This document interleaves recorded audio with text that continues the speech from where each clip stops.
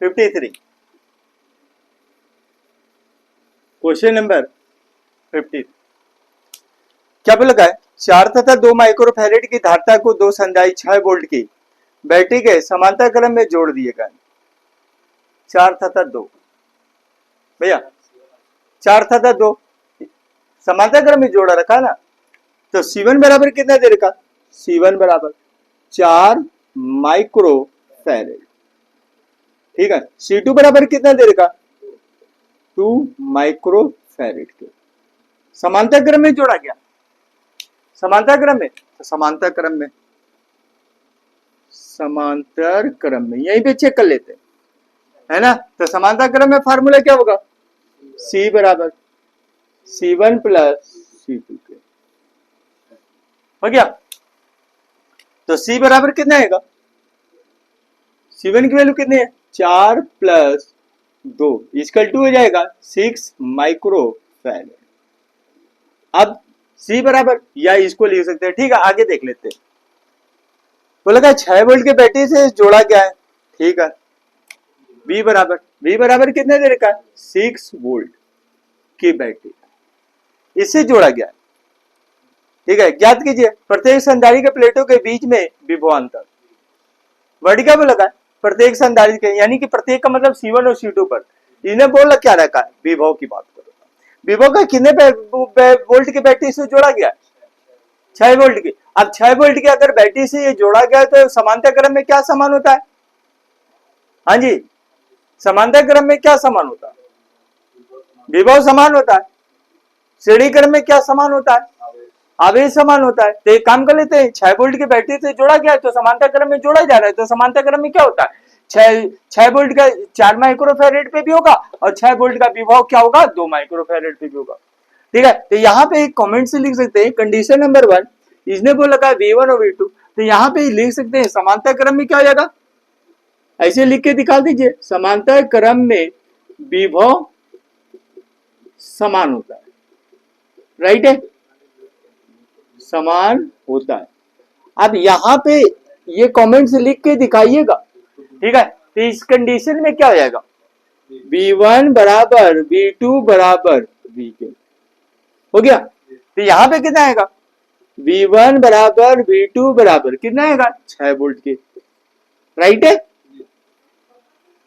अब condition number 2 पे इसने क्या बोला का?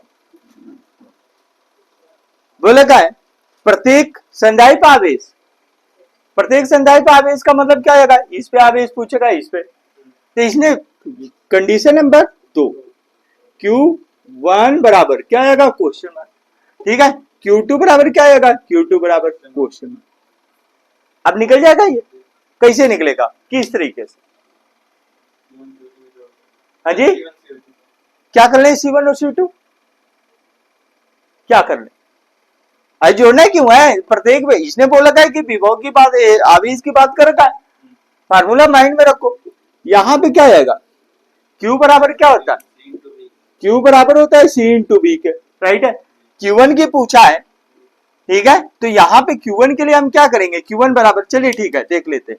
Q1 बराबर कितना आएगा? C1 इंटू B1 के, यही होगा। तो Q1 की वैल्यू कितनी हो जाएगी? Q1 बराबर C1 की वैल्यू कितनी दे रखी है? तो C1 है, Q1 के लिए बात करेंगे तो C1 ही तो आएगा। तो कितना आएगा? 4 गुणे 10 पर माइनस का कितना आएगा? 6। V1 की वैल्यू क्या याद दे रखी है? बोला गया समांतर क्रम में विभव समान होता है, तो 6 हो गया। कितना आएगा? 6।